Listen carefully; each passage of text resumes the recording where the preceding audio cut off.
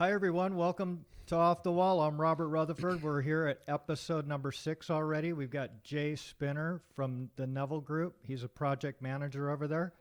How you doing today, Jay? Oh, doing real good. Good. Thanks a lot for coming out. Well, I appreciate it. What's new with you?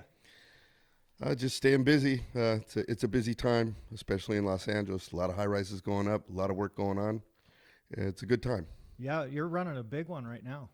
It's a 16-story hotel, and it's got two 45-story condos behind it. The hotel's a remodel, but it's pretty much a full gut. So a lot of design to work on. Yes. A lot of design issues and things to work out. You have a lot of challenges out on that project. Is it a design build job? We call it design assist. Okay. So we're not completely responsible, but we are having engineering done, and it's we have a lot of input on what's going on out there. Yeah. So they Yeah. do need assist. So Yeah, for sure, for sure. So you're working directly with the general contractor Mhm. and the architect. yes, I'm on that. very involved with the ownership and architect. There's three architects and the general. So we all got to work together daily. Yes, yes. So So Jay, how did you get in the industry? oh, we're going back 42 years now. So actually, when I was in high school, I was scrapping out jobs on the weekend out at Vista Jail. Vista. Jesus. Back for Orange County plastering. My old man was a foreman out there with the late Gene Weber, who has been a big influence on me.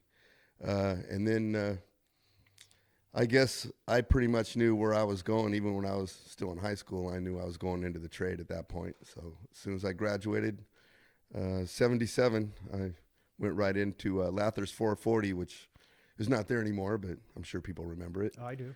So I was 12 years in the union there, and back then to be a journeyman, it was only a 2-year apprenticeship.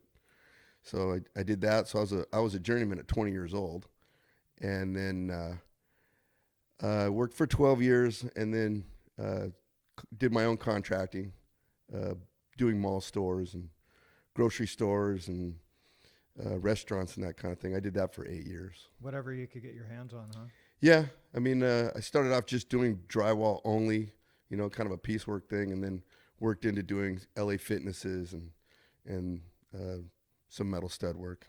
Got As it. things changed, because the industry started changing very rapidly, the piecework thing Mhm. got it started changing. People didn't want to work by the piece anymore, especially when it was a commercial job. And Mhm. in the beginning, it was really easy because all I had to do was make sure my takeoff was right. If I got a right amount of sheets, I know how much labor I'm spending. But Sure. it was a good experience. I mean, Yeah. I did it for 8 years. It was all good, but then went into the office after that. Got it. So I actually worked out of my house. I was a small time contractor. I don't think. I mean, I ran about maybe 8 people at one time, Mm-hmm. 10 guys in the field, and then I think at the peak it was like 26. I was real small. That's quite a few guys, though. Yeah, at the peak time. But, Yeah. yeah, that worked up to that, but the trades, it's difficult contracting. Especially if you don't have a big cash flow. That's the most difficult part of this business Yes. is getting paid. Absolutely. And So it doesn't matter how big you are; it's still yeah, hard to get paid. and you can be making money, Mm-hmm. and you can look at your jobs and say, "I'm making money." What's the problem? Well, it's because the money's not coming in. Yeah. So when you're a small time contractor, it's easy to get squeezed if the wrong situation came up, and just got a little tired of that, Mm-hmm. and took out other opportunities I had in estimating and management at that point. And being my own contractor, I knew about a lot of the business part of it, releases and workman's comp and all those things that you have to learn when you have a business. Absolutely. And well, the other thing is too is you're more valuable to somebody else because you ran your own business. Yeah, it helped me considerably. Yeah. I think that if I didn't have my own business, I probably wouldn't have made that transition from the field into the office. The late Gene Weber was a good friend of the family, and he was an estimator over at Frolic and PFC, which I think is now Standard Drywall. And he also worked at Orange County Plastering as well. And he took me aside one day. I went to his house, and he sat down and just gave me a package of all this material to study. And back then it was tally sheets. There was no computers back then, so it was, we had these sheets, and we just added up this column and added up that column, and this times this equals that. And basically he taught me the philosophy of estimating, length times width. It's pretty simple stuff, really. But how productions go, and how to apply productions to to get your labor and materials, and break it down per square foot and that kind of thing. I picked it up pretty quick, and at that point, I was thinking, okay, what I want to do is try to go to work in the office for someone and get into estimating. But once I started to get a grasp on this, I said, I'm going to go get my license. So I did. And that's what got me off, on my own, and went and bought my first, I think it was called the XT, computer, and got a spreadsheet. I think it was Lotus 123, and learned how to build the spreadsheet. So I put this whole estimating concept onto a spreadsheet. So it did all the math for me.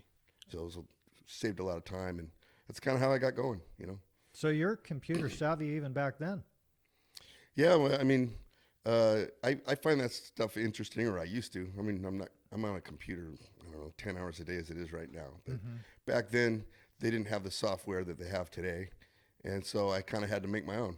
But I knew that, just at the first time of actually seeing what a spreadsheet was, everybody knows what spreadsheets are now. Yeah. But back then, it's like this, I could take this square times this square and put the answer here. And I mean, it was kind of mind blowing. Yeah. And so I said, wait a minute, now I can do something with this. And so, this whole tally sheet thing, why not put it on the computer? Yeah, and it was working Change for you. one production and everything adds up immediately, rather than having to re-add all those columns and Recalculate. yeah. Wow. So Wow. And when you started that, computers had just come out. I mean, you're talking Lotus. yeah, yep. So- Lotus 123 was the spreadsheet. And you figured out how to do that. That's pretty smart coming from the field. Well, I think really, if someone has desire to do something, they can figure it out. I agree.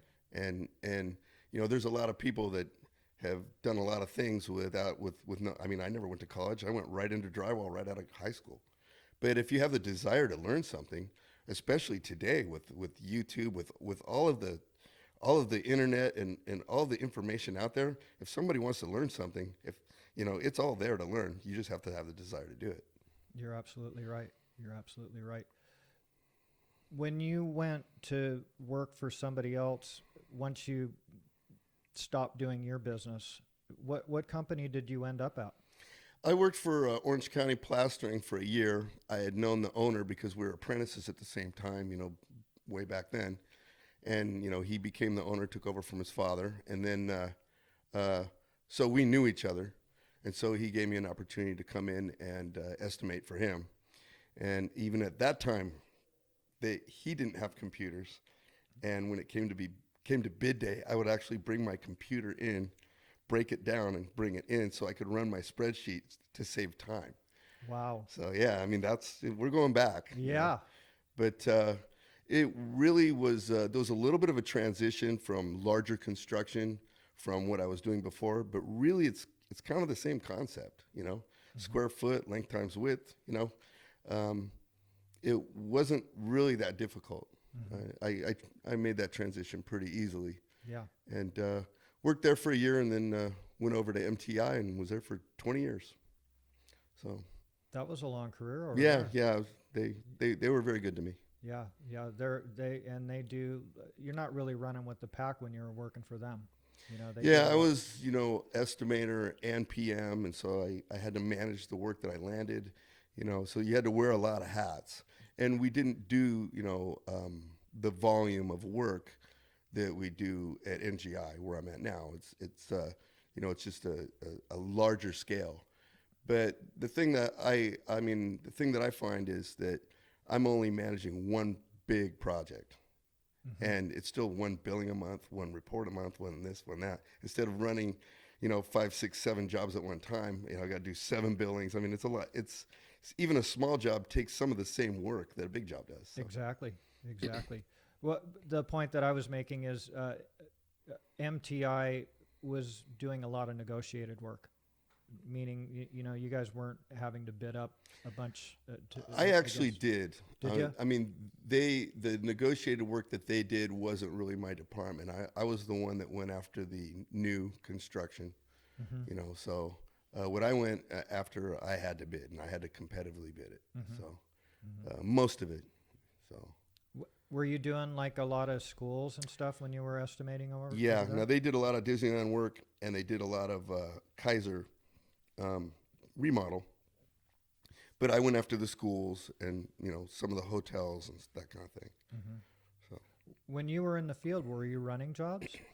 I ran work for Orange County Plastering out at the Anaheim Marriott when they built that, and but when I worked for Pierce and mainly OCP, Pierce and Brady, I worked for Frolic.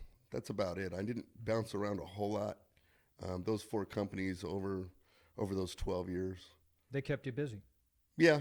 Between the 4 of them. And sometimes I know a job would be coming to an end, and then there would be another job that would be closer to home or so forth, from somebody that I knew. I kind of always kept tabs on what was going on, so I could usually make the leap, and still not burn any bridges, but say, hey, this is wrapping up. You're letting guys go. I know that your next job is 50 miles further away. I can jump over here, with these other guys and be closer to home, and so then I'll be back another day, and that's kind of how it was. Sure, yeah. So. Well, a good hand is always hard to find, for these guys. So if you know what you're doing, you'll always work. I stayed busy. Yeah, I stayed busy. Good for you. I've been very fortunate. I mean, back in the early '80s, it was very, very slow, and there was one company called Bopar at the time that had most of the work in town. And, I was lucky to stay on with those guys. It was a couple of years, but they were kind of a short-lived company. But if you didn't work for them, you weren't working back then. So they had the Irvine Marriott going, Disneyland Convention Center. I think the Spruce Goose Dome when they built that, and then the Queen Mary. I think those were the 4 projects that they had going. But that was pretty much all that was going on, like in '82. We were pretty slow. In a recession then. Yeah. I remember that. It was really slow. How about hospitals? Did you work on any hospitals? Yeah, I've worked on quite a few OSHPOD projects. It's they're always challenging. It's more red tape with that kind of stuff. Every screw's got to be perfect. Everything's and really the hotel thing where it's not OSHPOD or DSA. More of my thing, really. It's those submittals go through pretty quick. It's not a big complicated thing, although the job I'm on now is a deferred submittal, so you've got to have the engineering to back everything up. But I find those jobs a lot more enjoyable to work with. And to me, I like going fast. I like putting stuff up. I like production work. And if it's slow and complicated, kind of like they put the old timers on trim, hanging corner aid in the old days. I never had the patience for that. Well, they want it to look good. Yeah, I was I know, but I was the guy that just wanted to move. Wanted to put it up. So I might not have been the cleanest guy, but I got my production. Yeah. So. Well, when I was running jobs, I'd put those really super fast guys on the grease ducts. Because it didn't care. It didn't matter what they looked like, but they'd get that thing up in the air. Get that thing all framed out. Yeah, nowadays you don't see a whole lot of those because they've got that duct wrap stuff now. Which is better. For sure. Yeah. For sure. So how many guys do you have out on this large project that you're running right now? Oh, we're between 80 and 100 right now. And you're just like getting started. We're probably 40% into it.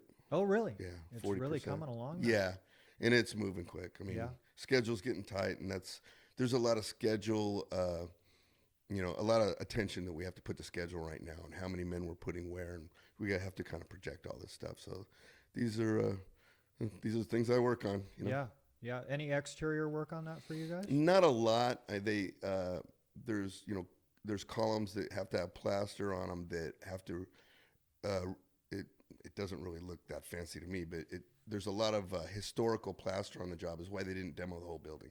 Oh, I see. They wanted to demo the whole building and put up a brand new hotel, but because of the declaration of this historical plaster, which doesn't really look that much different than anything else I've seen, they had to keep the building in place. So being built back in 1964, steel issues, things aren't where they're supposed to be. Steel's not in the exact spot that the as-built show once you scan the floors. So those a lot of adjustments, and it's but I actually I like doing this. I mean, I like working things out. Yeah. Getting involved, and we all have to work together as a team on this one, and it's complicated, but what's not complicated, right? Exactly. You can make anything complicated, I guess. Exactly. Do you have other guys that are working under you that are handling the paperwork and Yeah, I have two some engineers. of the design and stuff? Yeah, I have two engineers that process things for me. So how many foremen are you splitting it up per floor? Oh, we probably have 5 foremen right now, and then lead men under them. So, and we're going to be putting more men on this job very soon. So. Gonna stack it up, huh? Yeah, it's what we need to do. Yeah, they want to get it open.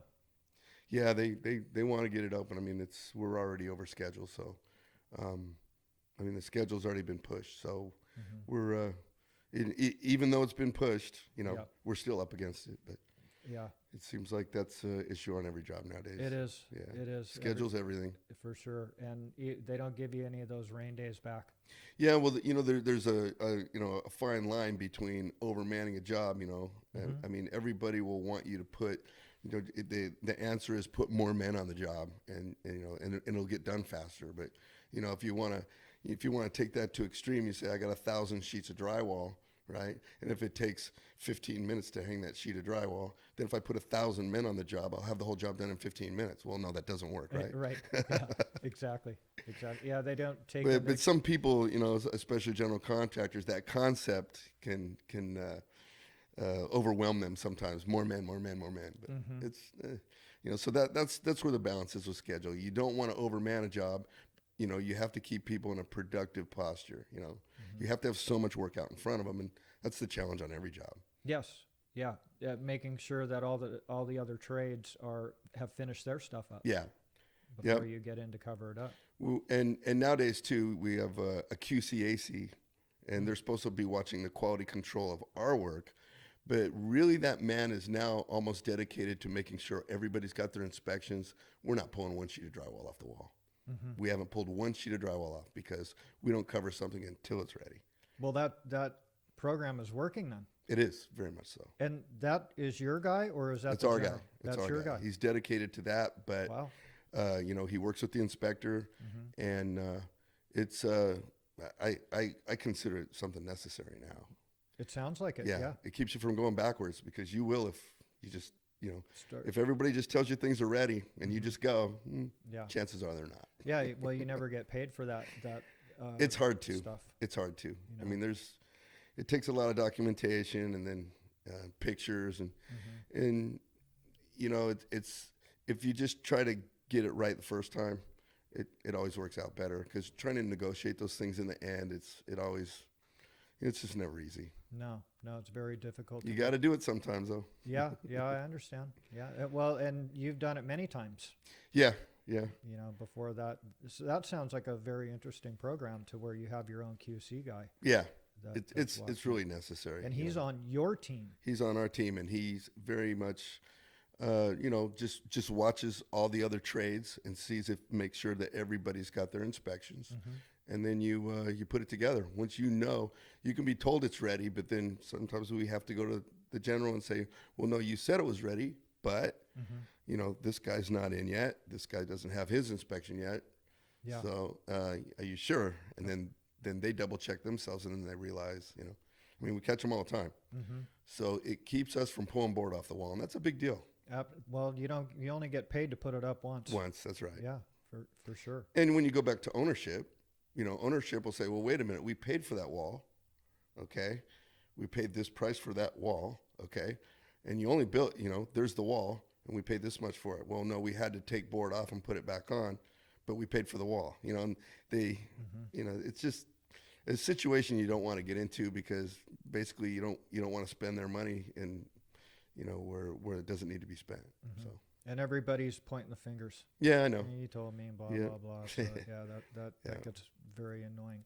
Is there any super trick stuff that you're doing out there as far as ceilings and stuff and finishes and things like Yeah, that? I mean, there's, all the hotels have fancy ceilings in them now, and there's a acoustic products that we're using, and there's a lot of changes going on too. And then there's some of these parts on the job that are part of this historical plaster, where you've got these 3 giant domes hanging, from the deck, that you've got to build ceilings around, and throw a laser on those things that were built in 1964. Yeah. And then try to make it work. Well, shit, they were using a liquid laser back then, water leveled, I mean. Yep, that was it. Yeah. Yeah. Oh, I mean, some of the old demo, it was all pencil studs.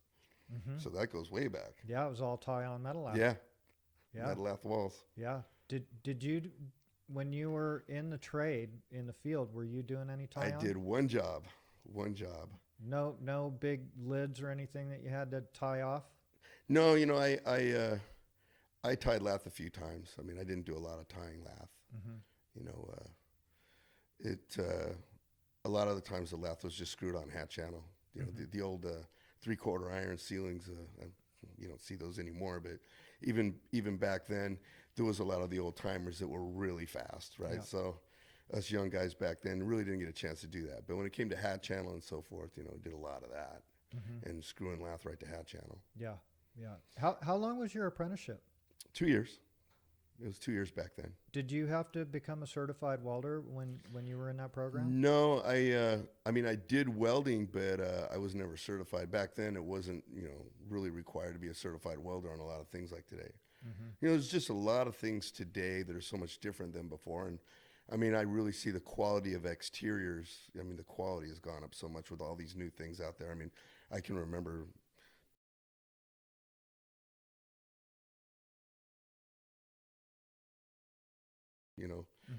Beverly Center. That's all brown board sheathing. There's no dense glass on that thing. No.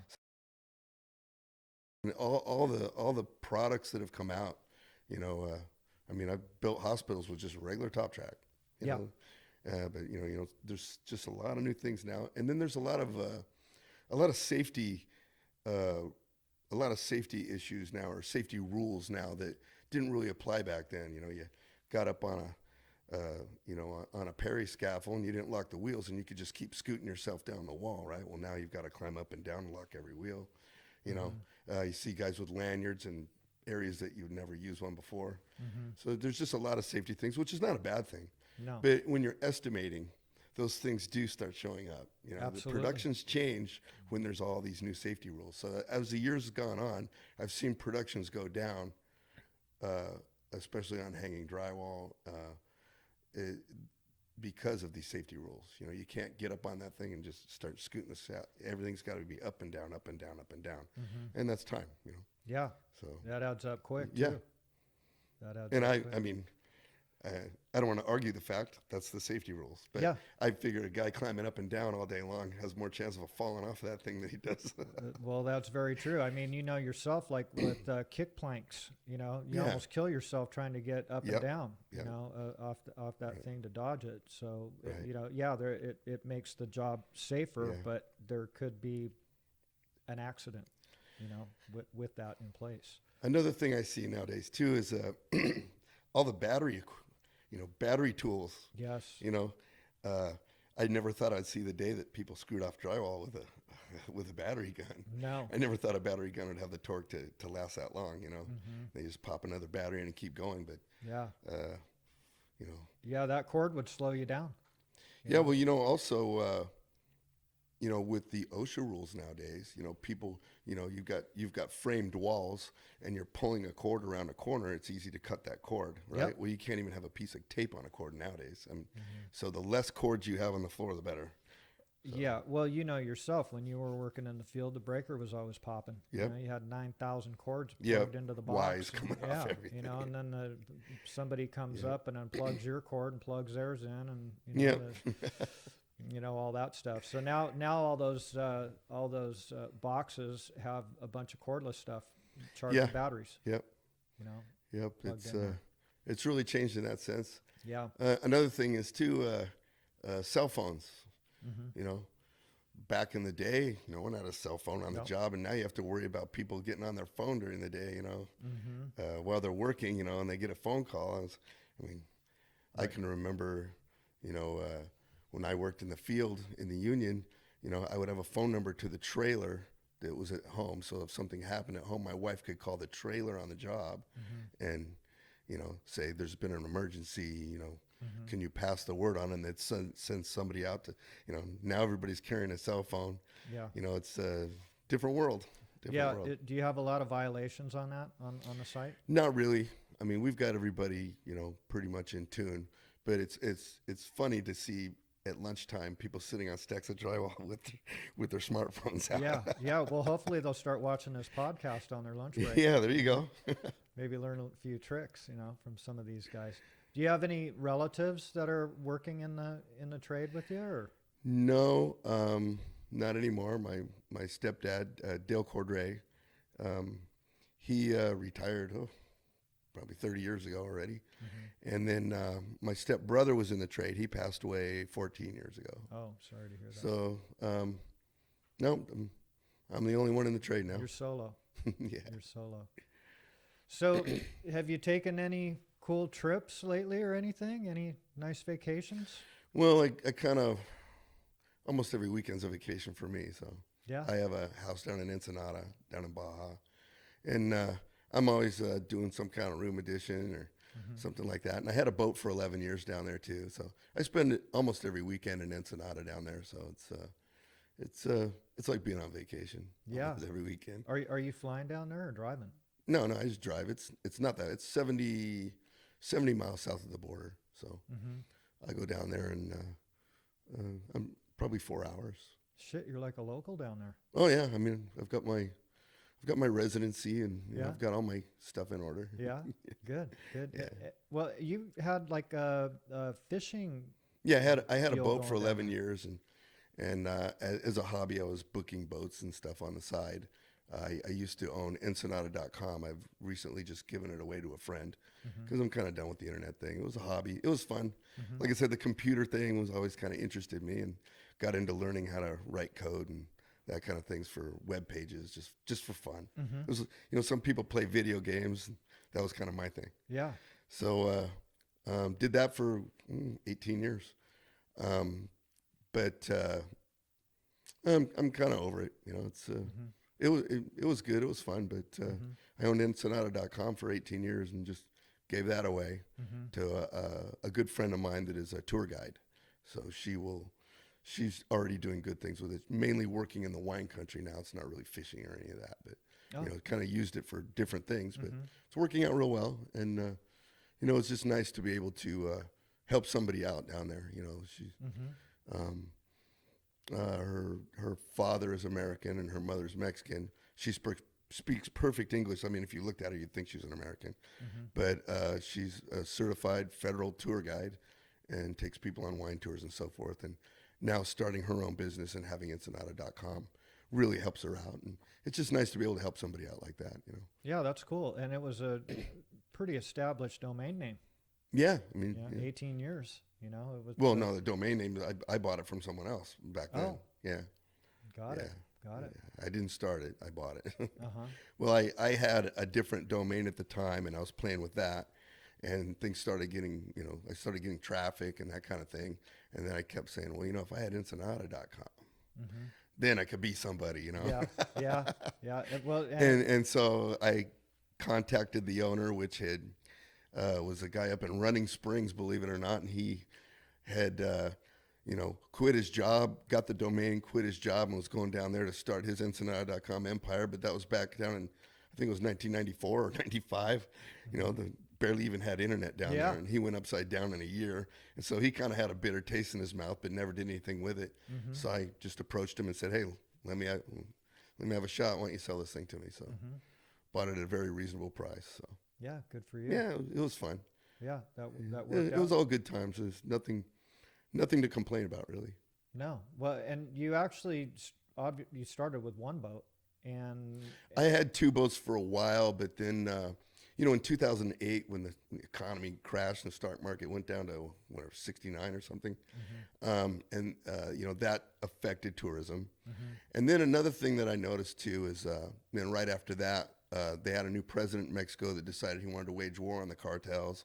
So that had everything all, blown up. Mm-hmm. So people were afraid to go to Mexico for probably 4 years. There was about a 4-year stretch where people weren't going down there because they thought it was too dangerous, Mm-hmm. And to be honest with you, I mean, I'm an American. I drive a truck with American plates on it. I look like any other tourist. No one would know the difference, right? But I never saw anything down there. I still haven't. I don't feel like I'm in any danger whatsoever when I'm down there. But a lot of people are very concerned about that. And there was about a 4-year stretch where people just weren't going down. Mm-hmm. And so I got rid of that second boat because I was going to have 3. Mm-hmm. I got rid of the second boat and just kept the primary one that I had before that did well. Mm-hmm. And but it kind of made me realize that, although I went from doing a handful of charters to like 600 in a year, Wow. that, in a blink of an eye, It's stopped. tourism can just change on you. Mm-hmm. It's very fickle, It is. And so it was good for me to realize that, hey, you know what, this is always going to be a hobby, Mm-hmm. and stick with what I know, stick with what's secure. Yeah, yeah. Were you driving the boats? No, No, I couldn't. Legally, I couldn't. Got it. Yeah. Got it. And how many guys would they get out on these charters? Oh, my boat would hold 8. Mm-hmm. And then I had a 2-man crew, captain and deckhand. And then some of the boats would go up to, say, 19 people. The larger Oh, boats, wow. like 70 footers, Mm-hmm. would hold like 19 because they had to have beds for everybody because they go 50 miles out for tuna and that kind of thing. Mm-hmm. So it was seasonal. Wintertime, there was a little bit of action, but mainly when the tuna showed up, that's when everything blew up. So Mm-hmm. it was fun. I'm still friends with a lot of owners of the boats down there. Still keep in touch with people, but I've kind of relieved myself of that too. Yeah. The only complaint I had of really being a boat owner is, well, you gotta constantly be working on it, Absolutely. constantly cleaning the bottom, having divers clean the bottom. Something that sits in salt water 24 hours a day is gonna corrode. I don't care what it is. Yeah. I don't care if it's stainless steel. Everything's gonna corrode. Yep. And there's certain parts that something would break. I mean, I get a call and I've got trips lined up. I got 5 trips this week in 7 days. Oh, and by the way, a V drive just went out. And we can't get one down here. And so then I got to make this mad scramble to go buy a transmission or a V drive or whatever it was because I had 2 engines, and then haul it down there, in the middle of the night and be back to work the next morning. I had to do like every year. That happened like twice, whether it was a clutch plate or you name it, like something for the cooling system, something that they couldn't get that I'd have to buy up here and run it. I called it a bonsai run. Yeah. and be back for work the next day. And I don't miss those days at all. No, boats are they're expensive girlfriends, man. I'll tell you. Yeah. They really are. They're very high maintenance. Yeah. Very high maintenance. Do you do any surfing down there? Nope, never surfed. No? Never did. But there's some good surf points down there. Of course, Todos Santos is, world famous for having the big 40-footers. But right where that last toll booth is at San Miguel, there's a point there that's very popular. And then if you go up north, you got K38, K55. Yeah. Those are popular places for surfers. So it's a surf town. Yeah. Yeah. As a matter of fact, the friend of mine that has Ensenada.com now is a surfer. Is that right? Yeah, so I have a lot of surfer friends. Yeah. And most of them went to college and so forth, and most of them are although my Spanish is más o menos, I'm probably 70%. My grammar's not that great, but I could talk to anybody. But most of these people speak English. So Yeah. Well, that helps you. yeah, and they help me with my Spanish. Yeah, exactly. So- You've had a long So I'll end up retiring there eventually. I could technically retire in a couple of years, but right now it's working where I'm working at now. It's been a really good experience, and I'm starting to have second thoughts about hanging it up when I hit 62. You know, I had that date set. I'm going, and you know, on my birthday, this is my day, and I'm gone, and I'm going to Baja, and that's it. Mm-hmm. You know, but now I'm rethinking that because I'm actually enjoying things a lot more now, working in the with the team of people that I work with. They treat me very well, and I think I'm sticking around a few more years. Good for you. Good for you. I mean, you can only do so much scraping and painting, in your Yeah. retirement. Yeah, yeah. Well, Keeps this will keep your mind good, and that's nice to hear, because a lot of guys that are in the union, they are always talking about their pensions, and Yeah. they're vested, and they can't wait to get out, and this is what I'm going to do. And it sounds like you've been living a good life to where you're not waiting to retire to start living your life. true. I'm actually living my life now. Yeah, absolutely. I am. Got arthritis in the right shoulder, probably from running a screw gun too many times. But drywall's hard on the body. It is. And It it's a is. young man's job, and Absolutely. I've really felt very fortunate of all the opportunities I've had. I mean, I go all the way back to Gene Weber handing me that packet. Mm-hmm. Here's how we add things up. Here's how you do this. This is basically, it's just a concept, estimating, right? Yeah. And he gave that to my brother and his two sons, and nobody did anything with it but me. I was the only one that actually took it, took the bait. Yeah. But I applied it, and I mean, just to be able to have the opportunity to have a friend of the family that was an estimator to say, here, take this and do with it what you want to do. Mm-hmm. Okay. There was three others that did nothing with it, and I did. Mm-hmm. And I feel fortunate. I mean, it was an opportunity for me, and just certain things have just fallen in place that, sometimes it's just dumb luck. I don't know. Well, that happens every day with people, Yeah. and you need to take advantage of that opportunity, and you did. Yeah. You I know? feel very fortunate though. I've been treated really well, Mm-hmm. and it's a good industry. It's a good job. Yeah, and you're very open-minded as far as new techniques and new materials and trying different stuff, and that kind of goes with you working in the field for all those years. You understand how stuff gets put together. I really believe that in the office, my field experience helps me a lot. Mm-hmm. Yeah. I can still go back and say, well, I actually did this, Mm-hmm. Yeah, and And you know what it's going to yeah. take to get and, it done. and there's a lot of smart kids coming out of college, Mm-hmm. that go right into being an engineer, and like I have two now, and then they graduate to project manager after so many years when they're ready. And they're smart. They're very well. They understand specs. They can look at the pieces going together and fully understand it. Mm-hmm. But for some reason, having this achy shoulder, Yeah. Mm-hmm. there's something goes with that. I actually did it. Yeah. Yeah. And, Well, you got the scars to prove it.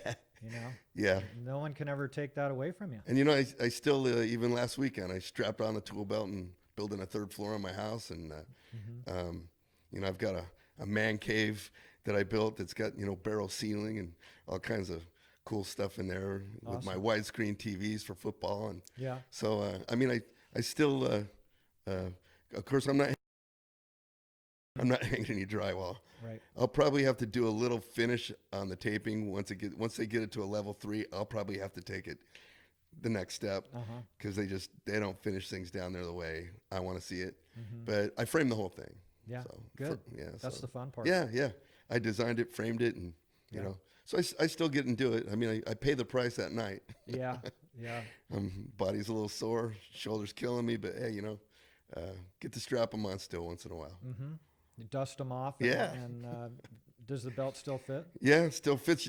Funny thing is I got a plumb bob now, and nobody even knows what that thing is anymore. I know. It never lies, though. It never does. So you guys are full-blown laser out on. Oh out yeah, in the absolutely. field. Everything's shooting. Yeah. Oh, there's shooting tools straight. now that just are amazing. There's a tool that I really haven't been around that much, but I think they call it a tremble, and it's got 3 stations to it, and you take the plans and you put this chip in and it literally shoots the wall layout right on the floor. You set it up on a point. I mean, when you've got radius walls and all these things, you know, how do you strike a 150-foot radius on a building that's only, you know, 60 feet wide? Mm-hmm. How do you do it, right? You can't, you know, go across the street and Yeah. right? But this thing literally just shoots everything right on the ground. It's amazing. That right? Oh yeah, there's tools I'm being introduced to now that still even today, you know. That's amazing. Yeah. These guys have a, you know, this little, looks like a little, you know, pen laser thing. They just set it on the ground, tells you how high the ceiling is. Boom. You don't have to measure nothing. Oh, there it is.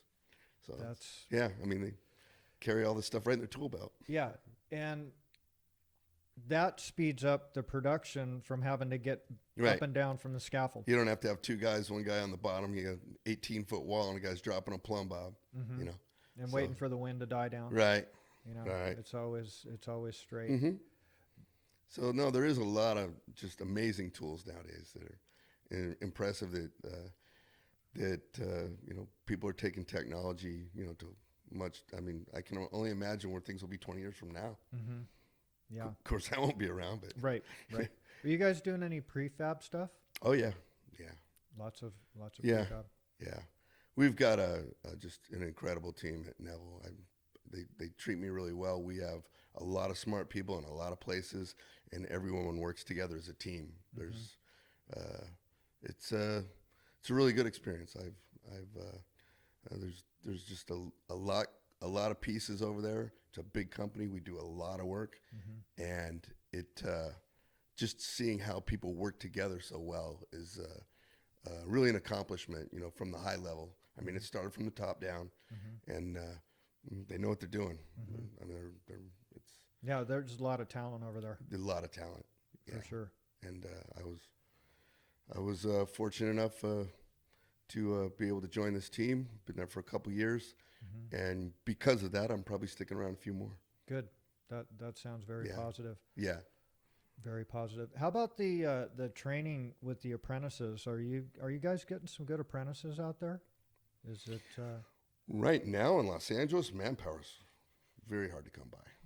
Very hard to come by. So everyone's stretched out.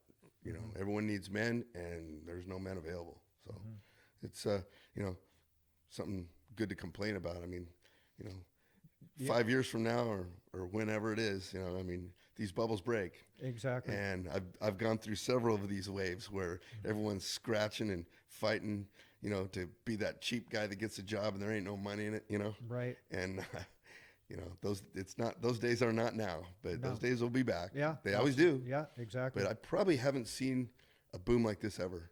And I mean, the high rises, the cranes that you see in Los Angeles right now, it's amazing. I mean, I've seen some pretty good times. I don't think I've seen anything like this. Yeah, well, we're having this massive population explosion of, you know, people coming in here, and they need a place to live, Yeah. you know, And- a and- place to work. I think also once all this stuff starts wrapping up, then we got the Olympics coming too. Yep. Yep. That always is you know, the construction, you know, there's always a lot of construction involved in that. Definitely. So that will kind of keep us going through, you know, and I think that the larger companies that have good relationships with their clients, and you know, when it comes down to whoever's getting all that Olympic work, it'll come down to those companies probably, because you know, I don't know what construction will be like at that time, but that might be what's going on. Yeah. Yeah. I mean, all this stuff's all going to be wrapping up, and that might be the only work out there at the time, unless other things happen. Well, there's going to be a shitload of remodeling that happens. That never ends, right? Yeah, You that's know? true. They strip the face of the building off, and you know, now with all the energy codes, and Yeah. they're going to want to upgrade all of Yep. that stuff too. You've done some continuous insulation jobs, where Yes. you've had to conform to these new energy codes. Yep. And Yep. I think the ones that you did worked out pretty well for you. Yeah, they have. It was a little challenging in the beginning, but that's where things are going now. Yeah. You got to abide by the rules. You got to. It's great that there's products out there now that can you know, that can make it work, because the new energy stuff. I mean, like I said, exteriors are probably better than they've ever been right now. Mm-hmm. I mean, I can't. I mean, I remember how buildings used to be put together on the exterior.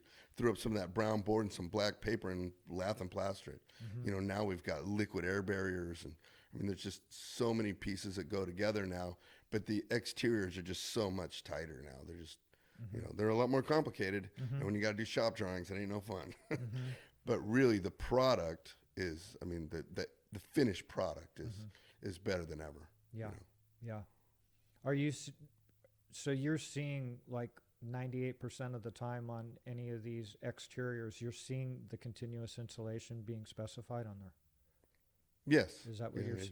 Well, I think that was like 2010 they put that. Well, they wanted to implement it then, but you know, there was a delay on it and it was Yeah. going to jack up the cost of construction. Our economy was screwed up and, Yeah. but now pretty much everything that you guys are looking at, you're seeing it on there, Yeah. Oh, yeah. Absolutely. regardless of the cladding.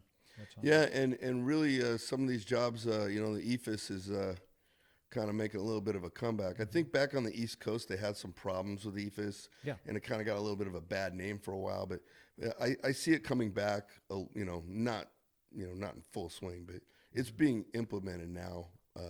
Whereas for a while there, you didn't see it at all. So No, well, I mean, it was, there were some big ass lawsuits on that Right. stuff, you know, Yeah. they're big failures and they couldn't standardize it. right, You know, everybody had a different way to do it. yeah, and there's still, you know, each company has their own little, Mm-hmm. you know, little ways of doing things. You know. Yeah. I can remember when the back of the foam had slots in it, and then, you know, they you know, there's a lot of things have developed with that stuff too. Mm-hmm. So Mm-hmm. Yeah, now the notch trowel and everything, Mhm, and, yeah. but that's kind of standard through any manufacturer has their finishes on in their base coats. yeah, You know, they want the drainage yeah, back there. Yep. Do you ever see any mechanically fastened eifs systems, or is it all notch trowel? a lot of it's not trowel. Mm-hmm. Do you think that's the best way to go about that? To do it in that fashion? Yeah, I would say so, because then you're rasping the foam, and then you're mesh and basing it, and you don't have these, you don't have, you know, these screws. They have a plastic washer that goes on them. Then you're not having to cover that. It's probably a little more finish on that. Mm-hmm. Haven't done a lot of that, no. Mm-hmm. But Mostly interiors. Is that what you're taking care of on the scope of work that you do yourself? well, interior and exterior, but like the building I'm on now has some exterior columns, you know, that separate balconies and so forth. But you know, it's all glass. Mm-hmm. You know, a lot of buildings, especially when you get into all this high-rise stuff. Yep. You know, all the condos. I mean, there's a lot of glass out there, panels. Mm-hmm. You know, you can't really, you know, I mean, people aren't setting scaffold 50, 70 stories in the air. You know? No. I think the max is way under that. Yeah. You know, for Yeah, it's all panel. Lot of condos, high-rise condos in LA going up. That seems to be the thing right now. Have you worked on any of those jobs where they're putting the bathroom pods in, where they prefab them and stick them in? No, 'Cause that seems to be getting kind of popular too on high-rise haven't construction. seen that. Yeah, they have all the it's all finished on the inside. And Oh wow. plumbing's in, electrical, everything, and they just slide these in the floors and set them in, you know, roll them in place and Wow. shoot them down to the floor. Yeah, it's Wow. getting pretty popular. You know, as far as, you know, cookie cutter, Mm. you know, when they're all the same. That sounds good to me, man. I've got stone guys complaining about over 1/8 of an inch, you know, here and there. It's like Yeah, well, it's the thickness of a screw head, and they're going, "Oh, you're off." yeah, yeah, And our stone is perfect. So Yeah. yeah. Well, it's a pain in the ass to cut that shit. Yeah. You know? yeah, It really Yeah. is. It really is. yeah, and that's one thing that I think people don't realize, especially architects and so forth. Is drywall's not a perfect science. No. You know, you have a 2-foot column, and you put a piece of corner bead on each side of that column, and then you finish that corner bead 10 inches, right? Mm-hmm. You're gonna have a natural bow in the center of that if you were to put something edge to edge, unless you fill that whole thing. Mm-hmm. You know, you fill the whole column. Yeah. You know, I mean, that's just drywall. Yeah. You know, I can remember working on restaurants, California pizza kitchens, low walls. Okay, they were, I don't know, 42 inches high. Okay, and they had to put tile on them. And then the tile man's saying, "Hey, you know, you've got a bow in your wall. How can I have a just?" But the difference between the top track and the bottom track and that screw, Mm-hmm. right, Yep. creates a bow. exactly. And so they wanted me to shim everything. So all I did was have the guys put screws in the middle of the studs before they hung the board. Ah, that's Put some smart. framing screws in the studs. Yeah, Put 3 in the field, yeah. and then hang the board over that, and it Just- was enough to appease the guy. That's a nice trick, dude. Furred it out with the screws. Yeah, That's really because clever. the tile telegraphed everything, and Yep.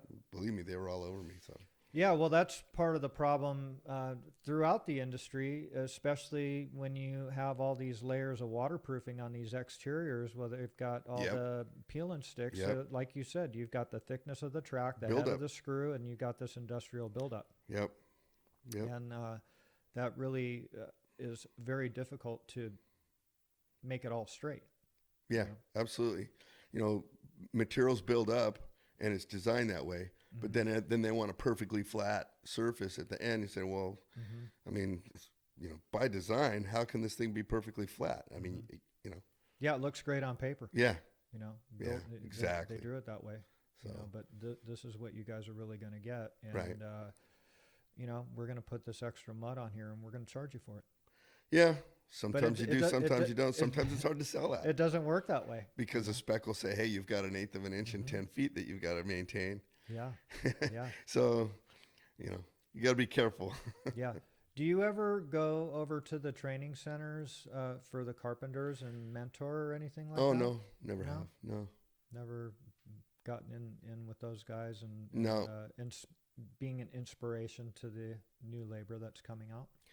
No, actually, I just haven't had time to do any of that. I've been over to the carpenters over there off of the 5 Freeway. I've been over there one time, I think, walked through there, but no, I haven't gotten involved in any of those things. Yeah, because sometimes they want the older guys to come in and talk to these apprentices and stuff, and Yeah. it gives them some inspiration. Yeah, right now, as a project manager, I have my engineer that sits next to me. I mean, I have 2 engineers. One of them kind of works on, a lot of different things on the job. But the engineer that I have sitting next to me, I'm training. He's like my apprentice, and I know it's not an apprenticeship per se, but smart, smart kid, came out of college, and I've said it this way. I said, look, you're going to learn all this computer stuff. Okay. You're going to learn how to use the software. You're going to learn how to do this and that. Okay. But what I'm going to do is I'm going to take you to these meetings with me and show you the things that you're not going to learn except for the hard way. Okay. Yeah. You're going to go to these meetings. You're going to watch us negotiate change orders, and and I want you to soak it all up. These are the things that I find important. How do you deal with your clients? How do you deal with different situations with the general contractor? And then you have the owner, and and how to bounce things off of people and be able to keep a relationship. These are people that you want the next job from. Sure. Okay. But then you're also got to charge them extra for this because something, was added or so forth. And then they want to argue about it.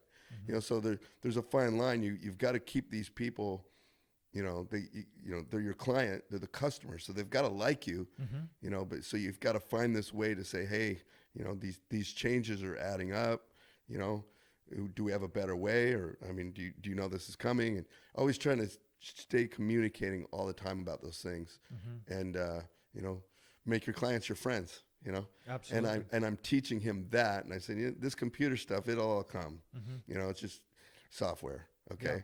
Yeah. And he picks that stuff up quick anyway, but those are the things. I mean, I try to take him with me to every meeting, schedule meetings.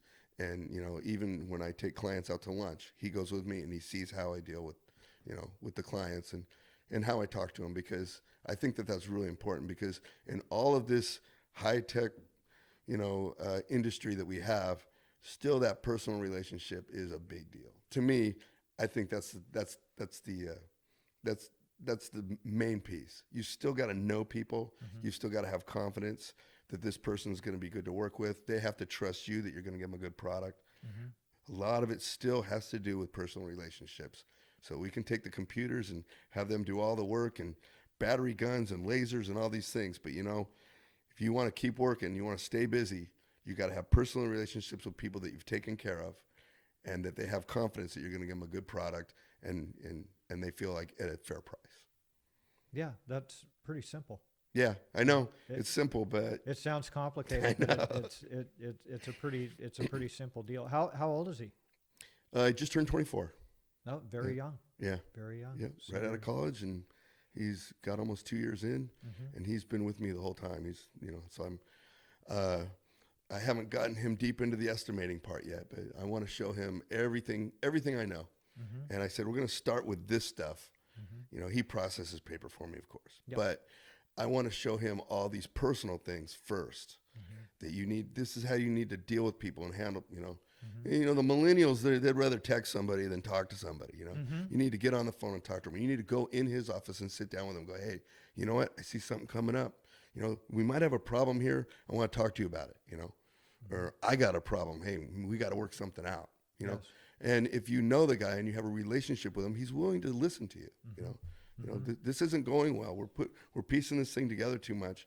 We're not getting the production. What can we do? I got to be able to pick up the pace. You got too many leave outs, help me out, and so there's times that you need to go to them and ask them for favors. You're pushing me in directions that are just not working out for me. I'm projecting this thing's not going to work out unless we change our tune here. Help me out, and just explain things to them. But I get him in there, and I'm trying to show him all that stuff first. The estimating, I'm sure he's going to pick up quick, and I've got all the cheat sheets and templates and Yeah. all that stuff because everybody uses the same software now. So I've kind of built my own database, and Yeah. and I've got all my ways of not forgetting things where things are already in there. So if you see any zeros, oh, I forgot that. Yeah. Hey, when in doubt, you can always break out Lotus 1, 2, 3. I don't mean, does that software exist anymore? You got it stuffed up in the garage somewhere, right? I think I still have that program on. I had made the transition to Excel, and so I rewrote it on Excel. I got it somewhere on my Google Drive somewhere, Yeah. Yeah. just for the archive, Yeah. Yeah. So you're, in your position, you're a bit of a salesman too. I mean, because you want to keep your customer happy and sell them and make sure that you're doing what you guys say that you're going to do. I think it's a big part of the job. Mm-hmm. I think it's a big part of the responsibility that a manager needs to have. You've got to communicate, and you've got to take care of your client and still be able to make money at the same time. Not an easy thing to do. No. But, I mean, when it comes to just pushing paper and just doing billings and, reports and so forth, well, any accountant can do that, right? Yeah, I agree. I But, agree. that's why I feel that my experience of actually working with my tools at one time, I can go in there and I can give them, firsthand knowledge and going, hey, you know what? We're not going to make it. You're giving it to us this way. We've got to have it more complete. We can't do it this way because we're not going to make it. And I'll tell you right now, I've done this. Okay. I got arthritis in my shoulder. Yeah. I know. Yeah. Okay. These guys are not going to make their production if we do it this way. We've got to change it up, and I think that helps. It does help. As time goes on, though, all these young kids go into management positions, and I think there's, just not a whole lot of people have really ever come out of the field and gone right into the office. I mean, it's a very small percentage, but I feel that because I've had the opportunities to do both, I feel it's helped me. It's been a benefit. Absolutely. You can see the problems before they come up because you understand how it all got put together. Yeah, and then when my engineer starts to get a little cocky with me, I can say, hey, you know what? You haven't even put a screw in a piece of drywall yet, What's a screw? Yeah. Yeah, so cool it, buddy. Yeah. Well, you can always put them on the stack, dude. Yeah. Let them hang 12s for one day. See where that Stand them up. Yeah, me being 5'7", stand-up 12s were never fun. No, and they probably weighed more than you did when you were a kid too. Yeah, that's hard work, very hard work. Yeah. To do that. Done it though. Yeah. Done it. Yeah. Been there, done that. Yeah. So where do you see the industry going in the next 5 to 10 years? What do you see happening out there for our industry? There's a lot of backlog. There's still a lot of buildings coming out of the ground. I mean, I'm still seeing a lot of, barricades going up around lots, right across the street from us. There's I think a 40 or 50 story building going up for, I think Lindley's has a job. I think we're bidding on it, but I believe it's not lead, or maybe it's still budgeting or something. But there's still some big projects still going to come out. I think we got I personally I think we got about 4 good years in front of us, and then things might slide off. But then that, like I said, that Olympic factor will come in. I don't know. I've just never seen the economy boom like this before, and we've had some good ones, but this is something else. So ride the wave, Yeah, of course. We always try Yeah. to. And then everybody's working overtime and everybody's complaining, right? Well, you wait till the slow times come. You'll wish it was this busy again. Exactly. Take it while you Yeah, can get it, yeah. for sure. Yeah. For sure. But I mean, also too, as far as like materials and techniques and stuff like that, what do you see happening? You're seeing new stuff. Guys are coming in trying to sell you new stuff all the time, and Yeah. new ideas. And But I could remember years ago people coming in with screw guns that had the automatic, one of them had a barrel on it that the screws, you go in. Another one had these strips and all that, And I still see guys fingering screws out there, I've seen a lot of tools that people have come out and tried to make work, and I guess when a salesman comes in and says, you know what, I know the material costs twice as much, but you're going to save it in the labor, red flags fly. Yeah. Every time, I can remember when lightweight mud came out and the taper's like, wow, yeah, this is so much better. It shrinks less, right? Well, it seems like it's using the same amount of boxes of mud on the wall, but they just don't have to hold as heavy of a pan. Yeah. So Yeah. I see a lot of things come around, but not a whole. I mean, there's a lot of new things now that are in place, but there's been a whole lot of things that have come through that come and go. So Yeah. really, if somebody was to come out with a battery chop saw, Yeah. Well, that's just around the corner. that would be the next one, I would think. Yep. That 'Cause, could definitely happen. But who would ever think that the torque that a chop saw, the power that it needs to saw through 16 gauge studs or heavier, that you could do with a battery. You never thought it, but I never thought it would happen with a screw gun. So, Exactly. so maybe something like that, and that's in need. So, How about, are you guys doing any panel systems or anything as far as like phenolic panels or cement panel siding or anything like that? I know that one of our departments has done a lot of Swiss Pearl stuff. I think Nordstrom's in particular is doing some Swiss Pearl panels, or a panelized system on the outside. We are doing that. I'm not involved in any of it, but I mean, we have a whole prefab department that is doing amazing things. I mean, they've supplied us with some of the things, just building units, figuring out, hey, we can prefab this or prefab that, and then they come up with an idea, and then they put something together, and we come out, try a little mock-up, hey, this is going to work, and okay, make me 600 of them. Yeah. So that's I mean, they're we're multifaceted. Yeah, well, you have a bunch of open-minded guys working with you too, Yeah. that want to make things Yeah. efficient. It's it's really it's really something special that they've built at Nevell.